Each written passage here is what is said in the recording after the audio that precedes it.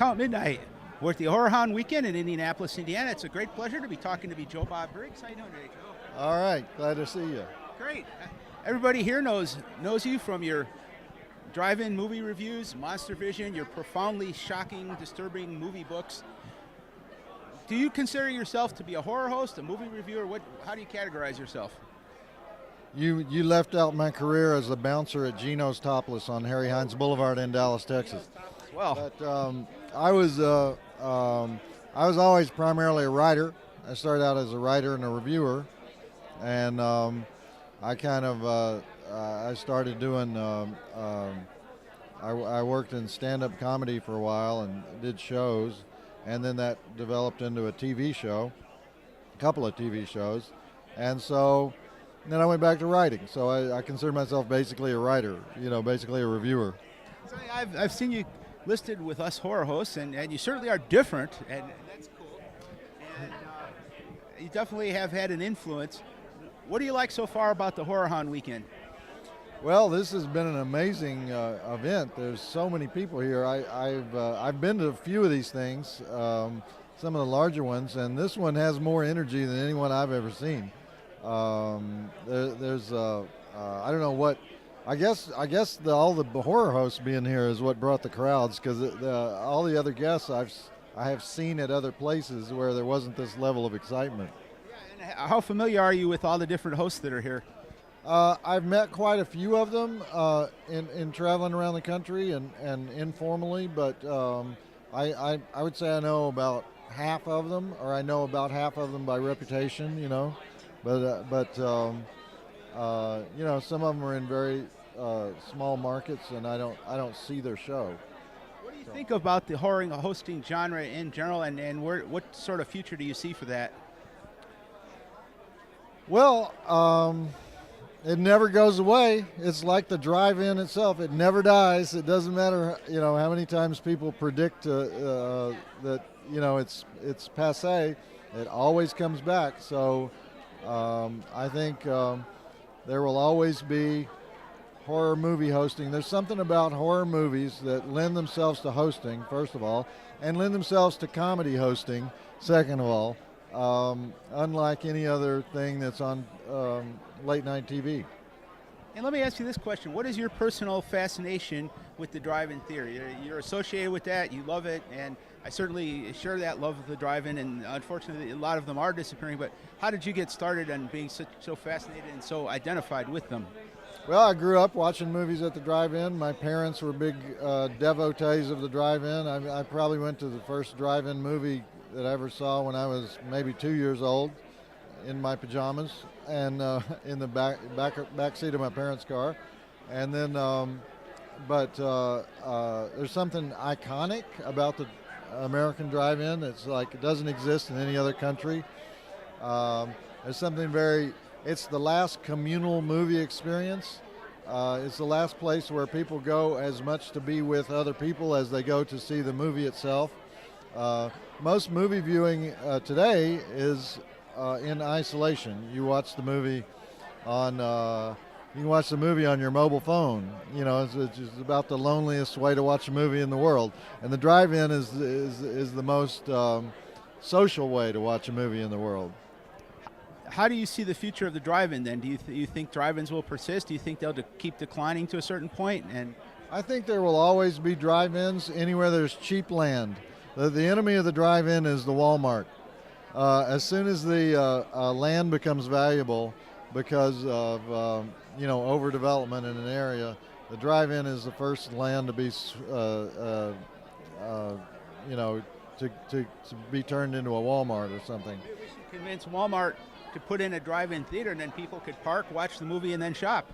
Well, what they should do is they should do what they used to do in Texas in the 1950s, which is identify where they want to expand 30 years from now, buy that land, turn it into drive-ins, and we would have some new well-run drive-ins for 30 years until they needed the land, But that's what the great drive-in pioneer Gordon McClendon did in the 50s. At one time he had over 100 drive-ins, but he was basically a land investor. And what can you tell us about your drive-in oath? Oh, the drive-in oath is something that that's something that I invented actually for the World Drive-In Movie Festival and Custom Car Rally, which we had in Dallas, Texas, and where we honored Roger Corman and Stephen King came to accept Lifetime Achievement Awards and stood on the roof of the concession stand at the Gemini Twin Drive-In. And I thought that it would be appropriate to lead the crowd into an oath of allegiance to the drive-in, and so that's how the drive-in oath developed. And people liked it. It got reprinted a lot, and so occasionally when I do an event or something, I'll administer the drive-in oath. Are there a lot of drive-ins still in existence in Texas? I would think the weather there might be more suitable for it than places up north here where we have a lot of snow. There are some drive-ins operating in Texas. Unfortunately, probably not as many as some other states. California still has quite a few. Florida has quite a few. You're very right to say that they tend to thrive in warm states, with the exception of Ohio. Ohio has always had drive-ins that hang on, and there are a few other states. The Carolinas are known for their long-standing, beloved drive-ins. Usually, the drive-ins that survive are in a small town. They're outside of the urban areas, but they're within driving distance for those of us who love drive-ins enough that we can get there, So the ideal place for a drive-in is 30 miles outside of town. It's not going to be touched by development, but, it's not so isolated that nobody can ever get there.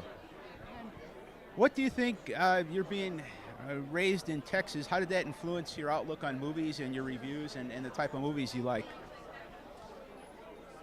Well,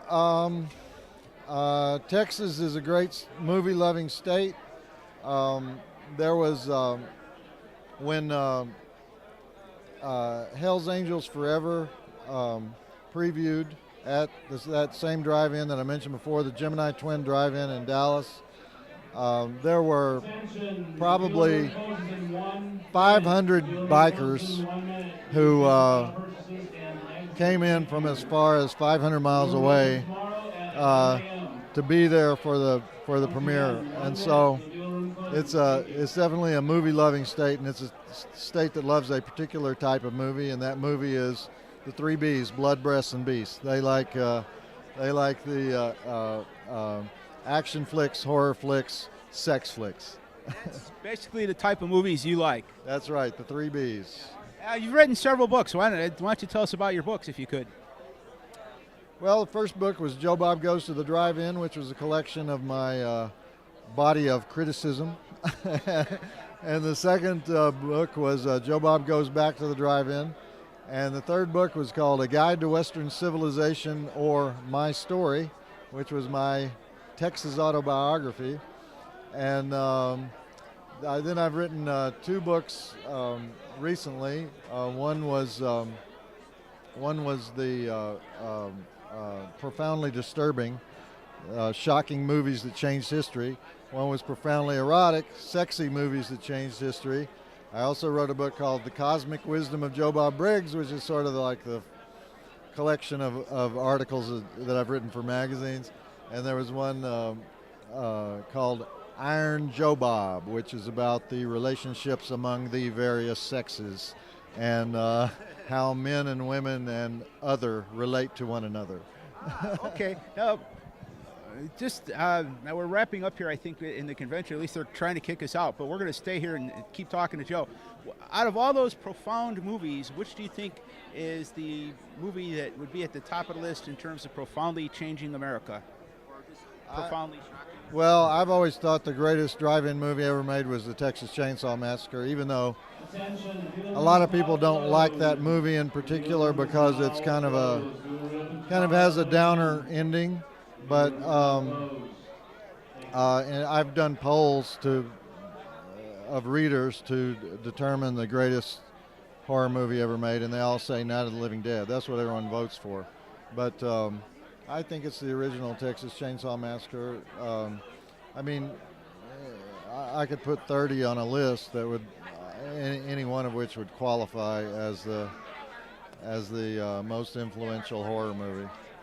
On your other topic, sex, I know that you have a term called aardvarking to refer to as sexual intercourse. Yeah, well, I wrote columns. I wrote these original columns for daily newspapers, and daily newspapers had family standards, and there were a lot of words that you couldn't use, and there were a lot of ideas that you couldn't use. However, the one thing that the censor can never touch is a nonsense word.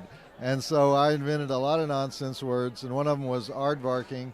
And as time went on, people understood what it meant, although there would always be somebody who was new to the party who would say, what the hell is he talking about when he says aardvarking? But how did you come to use aardvarking as opposed to any other word? Just sounded kind of nasty, but it didn't really mean anything. So there you go. Perfect nonsense word. Okay, one sort of along the line of animals. Tell us about your involvement with Hogzilla. What the heck's Hogzilla?